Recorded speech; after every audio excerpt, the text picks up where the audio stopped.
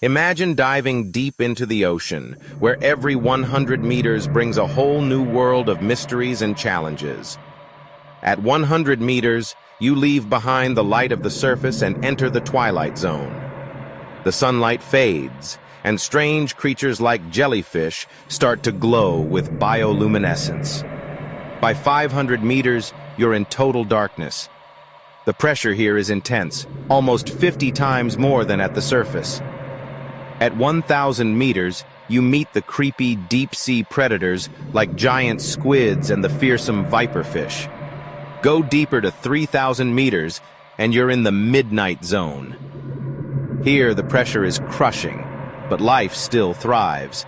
Giant sea spiders, spooky anglerfish with their glowing lures, and even creatures scientists haven't discovered yet. By the time you hit 6,000 meters, you're in the abyss.